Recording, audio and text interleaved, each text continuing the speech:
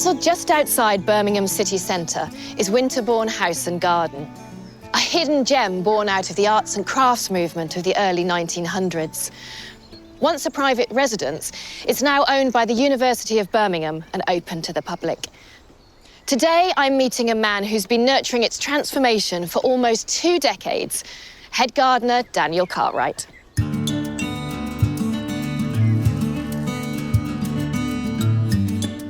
Now, that arts and crafts style, many people associate that with Gertrude Jekyll, with William Morris, design-wise. Yeah, absolutely. And it is pretty, isn't it? It's attractive. It's really design-led. We lean very heavily into the arts and crafts style. And things like we've just passed through these little buildings, these help to make it, don't they?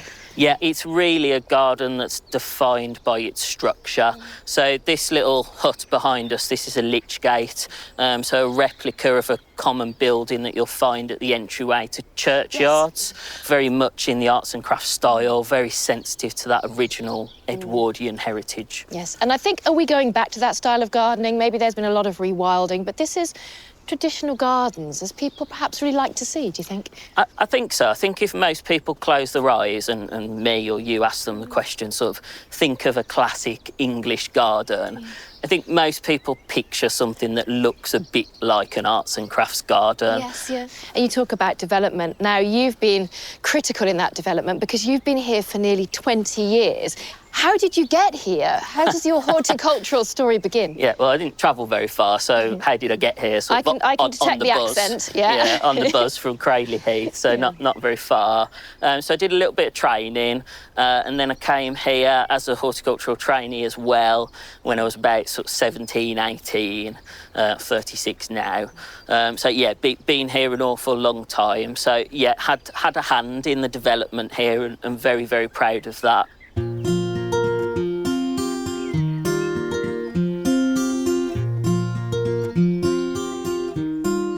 And I've noticed lots of pots, containers planted up. Is that something that's important to you? Yeah, I'm afraid that's my guilty pleasure. It's a really great way to introduce seasonality and change into the garden. And I've got some great examples up here. Let's go and have a look.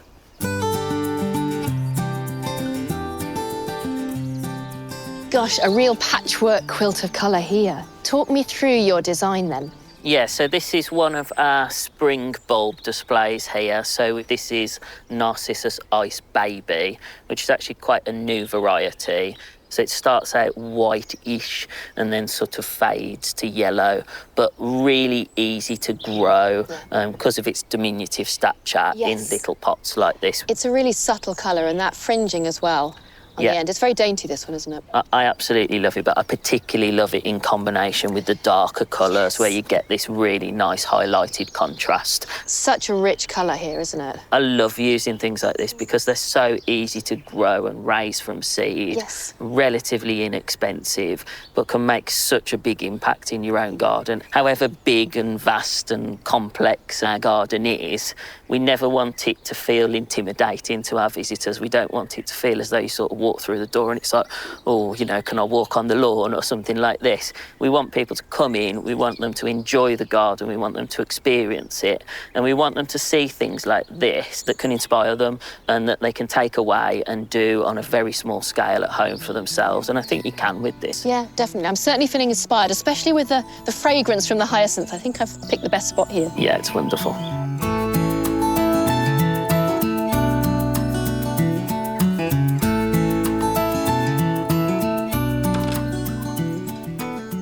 Gosh, well, a real change in atmosphere in here. But it feels quite shady for a glasshouse. This is actually quite a dark, dingy greenhouse, so believe it or not, this has actually been built to face north. So on the south side, where you'd normally have all the glass to capture all that glorious light from the sun, we've got a solid brick wall. And on the north side, where there's almost no sun, we've got all of our glazing. So, which is really unusual. Yeah, but we believe this was actually built for the British Antarctic Survey in the 60s and the 70s, and they were going on expeditions to the Antarctic and then sending back specimens, plant material to be grown in this glasshouse here for research. So we think what they were trying to do was not so much block out light, but rather block out heat. So tell me about your plant collection in here. It's really a kind of subtropical or tropical house in all but name, with lots of orchid species, but loads and loads of other tropical species as well. So we can see bananas, we've got tropical ferns, we've got bromeliads, and in particular, one of my favourites is our carnivorous plant collection. So we've got quite a few tropical monkey cut pictures as well, which I absolutely love. And children love those, don't they? It's a great way to get little ones involved in gardening. Yeah, they're so gruesome, so it's like you can't help but be in awe of them and a little bit sort of offended by them at the same time. Yeah. Well, I have to say, I don't think I need the bobble hat in it because I'm getting a little bit warm. So should we pop outside again and get a bit of fresh air? Yeah, that's good.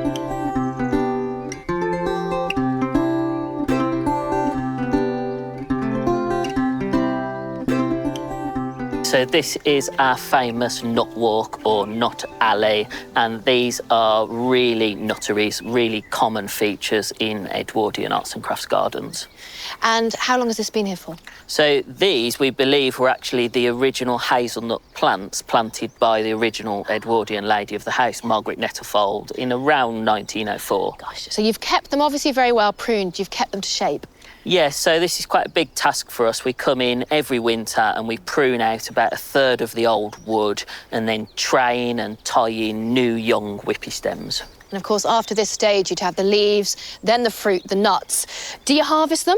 No, is the answer. Unfortunately, our very large grey squirrel population has an absolute field day in the nut alley, as you can imagine. They know this is the place to come. Absolutely. But on your 125th birthday, happy birthday, it's this year. Thank you. You did something quite special here, didn't you? Yes, we actually hung 125 kokedama balls from the ceiling or the roof line of the nut walk, and those were planted with snowdrops in January. And that's plants wrapped in moss. I bet that looked unbelievable because it's such a craze now, isn't it? Yeah, it's becoming quite fashionable and something we were really keen to showcase and celebrate at Winterbourne. Cool. Now, believe it or not, I've never made them. I've put moss into wreaths and spring wreaths and things like that, but I've never done kokedama. OK, well, that's perfect because we can go and have a go now if you'd like. I love the sound of that.